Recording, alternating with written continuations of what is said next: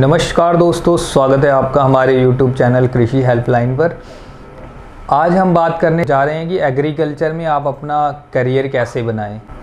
तो दोस्तों, सबसे पहले मैं बात करना चाहूँगा एग्रीकल्चर इंजीनियरिंग की, जो कि सबसे इम्पोर्टेंट ब्रांच है एग्रीकल्चर सेक्शन में। तो एग्रीकल्चर इंजीनियरिंग की जो ड्यूरेशन होती है वो 4 साल की होती है। उसके बाद में एलिजिबिलिटी क्राइटेरिया क्या है, तो दोस्तों साइंस बहुत ज़रूरी है इसके लिए। तो साइंस के साथ में 10+2 आपका चाहिए, जिससे कि आप लोग एलिजिबल होते हो एंट्रेंस टेस्ट के लिए। एंट्रेंस टेस्ट देने के बाद में जितने भी आपकी मेरिट आती है उसके हिसाब से आप लोगों को मिलते हैं आपके फेवरेट कॉलेजेस और यूनिवर्सिटीज़। तो दोस्तों, अगर हम बात करें कि एवरेज फ़ी स्ट्रक्चर क्या है, तो 50,000 से लेकर 2 लाख रुपए तक आपकी जो है प्रति वर्ष ट्यूशन फ़ी हो सकती है। और उसके बाद में मैं बात करूंगा कि सैलरी क्या मिलती है जो लोग एग्रीकल्चर इंजीनियरिंग करते हैं। तो उसमें सबसे इम्पोर्टेंट बात है कि 2.5 लाख से लेकर लगभग 4.5 लाख रुपए स्टार्टिंग पैकेज मिलता है, जो कि बहुत ही अच्छा पैकेज है। और आने वाले टाइम में ये स्टार्टिंग पैकेज जो है और बढ़ने वाला है, क्योंकि सरकार जो है वो एग्रीकल्चर पे बहुत फोकस कर रही है और अपना एक्सपोर्ट बढ़ाना चाहती है। वैसे तो भारत में बहुत सारे यूनिवर्सिटी और कॉलेज हैं जो ये कोर्स करा रहे हैं।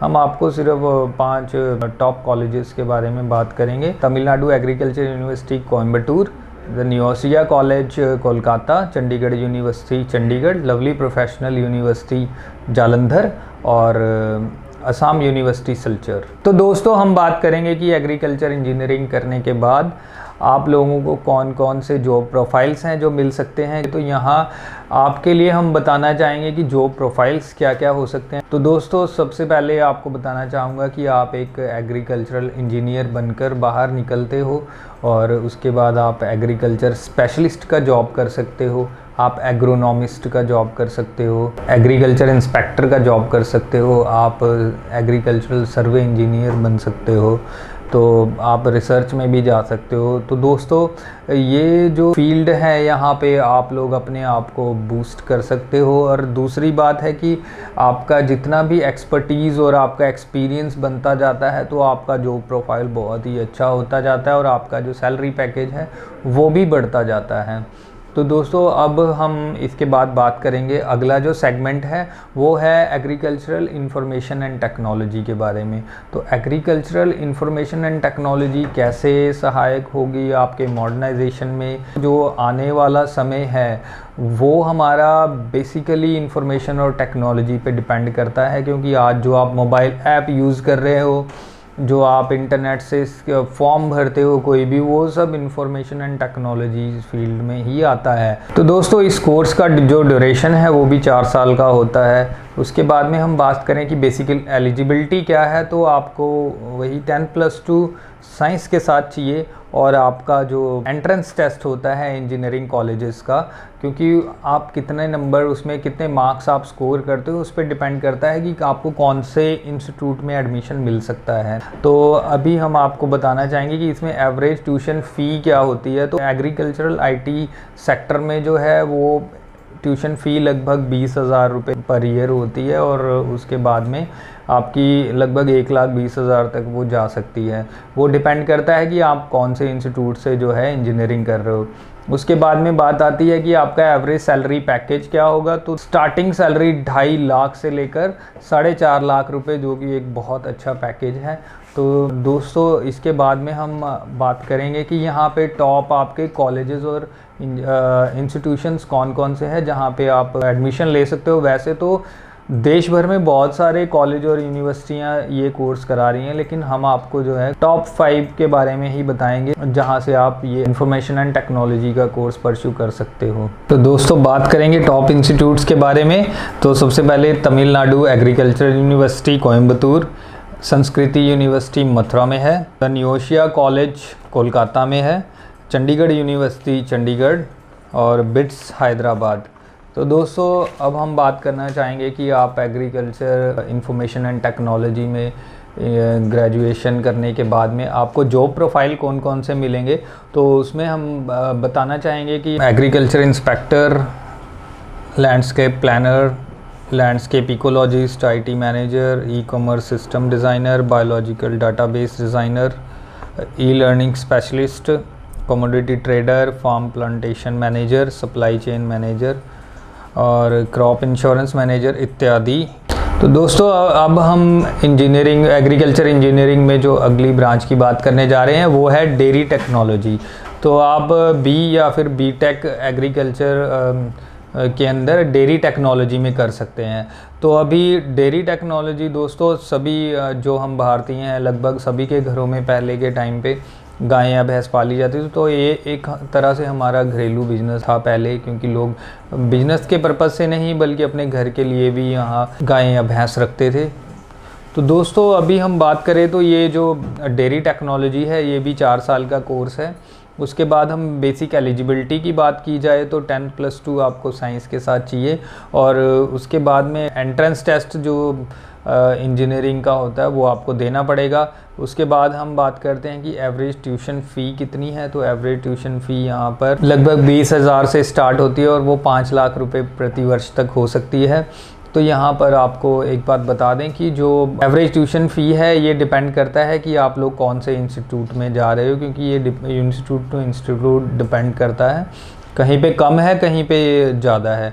तो दोस्तों अब हम बात करते हैं कि एवरेज सैलरी पैकेज कितना होगा। तो दोस्तों मैं आपको ये बात बताना चाहता हूँ कि जो डेयरी टेक्नोलॉजी है यहाँ पे बहुत बड़ी बड़ी कंपनियाँ जो है अमूल, हमारी वेरका हो गई, हैटसन कंपनी हो गई, ये सब इस फील्ड में बहुत अच्छा रिक्रूटमेंट करते हैं। तो यहाँ पे जो इंजीनियर्स डेयरी टेक्नोलॉजी में इंजीनियरिंग कर रहे हैं तो वो लोग एक अच्छा पैकेज ले जाते हैं। तो यहाँ पर 3 लाख से लेकर 8 लाख तक का जो है आपका एवरेज स्टार्टिंग पैकेज होता है, जो कि आपकी एक्सपर्टीज़ और आपके एक्सपीरियंस के हिसाब से बढ़ता जाता है। तो दोस्तों वहाँ पे आपको खुद मेहनत करनी है, आपका एक्सपीरियंस आपने कितना गेन किया है, और वही एक्सपर्टीज़ आपको जो है कल को आपका जो पेमेंट है वो डिसाइड करेगी। तो यहाँ टॉप इंस्टीट्यूट्स में आपका हम बात करें तो यहाँ भारत में बहुत सारे इंस्टीट्यूट हैं जो आपको डेयरी टेक्नोलॉजी करा रहे हैं, लेकिन उसमें भी मैं आपको मेन इम्पॉर्टेंट इंस्टीट्यूट्स के बारे में बताना चाहूँगा। तो यहाँ पर आप TANUVAS चेन्नई में जो है, और CUTM Visakhapatnam, Parul university Vadodara, MPUAT Udaipur और MBN यूनिवर्सिटी पलवल। तो दोस्तों ये था हमारा डेयरी टेक्नोलॉजी के बारे में। आगे हम बात करने जा रहे हैं आपकी बी और B tech in agricultural and food engineering के बारे में। तो दोस्तों जो फूड इंजीनियरिंग है ये भी उतना ही इम्पोर्टेंट है, क्योंकि बाहर के देशों में जो एक्सपोर्ट होता है उसकी प्रोसेसिंग से लेके उनका प्रोडक्शन सभी कुछ डिपेंड करता है फूड इंजीनियरिंग के बारे में। तो अभी जो हमारे एग्रीकल्चर प्रोड्यूस होते हैं उनको कैसे प्रोसेस किया जाता है, पैकिंग क्या चाहिए, क्या उसमें आपका कितने कंटेनर साइज़ होना चाहिए, ह्यूमिडिटी कितनी हो, तो ये सब जो है निर्धारित करते हैं जो इंजीनियर्स जो इसमें स्पेशलाइजेशन करते हैं। तो अभी दोस्तों बात की जाए तो यह कोर्स भी आपका 4 साल का है, जो कि बेसिक एलिजिबिलिटी है वो फिर से वही 10+2 आपकी साइंस के साथ होनी चाहिए, और उसके बाद में आपका जो है इंजीनियरिंग का एंट्रेंस टेस्ट क्लियर हो जाना चाहिए। तो अभी हम बात करेंगे कि एवरेज ट्यूशन फ़ी कितनी है। तो इसकी एवरेज ट्यूशन फ़ी जो है वो 30,000 से लेकर 1,20,000 प्रति वर्ष तक हो सकती है, जो कि डिपेंड करता है आपके इंस्टीट्यूट के ऊपर कि आप कौन से इंस्टीट्यूट से जो है इंजीनियरिंग परस्यू कर रहे हो। एवरेज स्टार्टिंग सैलरी की बात की जाए तो यहाँ पर भी एवरेज स्टार्टिंग सैलरी जो है 2.5 लाख से लेकर 4.5 लाख रुपए प्रति वर्ष तक जो है आपको स्टार्टिंग सैलरी मिल जाती है। ये भी एक अच्छा पैकेज है। तो दोस्तों अब हम बात करते हैं कि आप कौन कौन से टॉप इंस्टीट्यूट्स जो हैं वो ये कोर्स आपको ऑफ़र कर रहे हैं।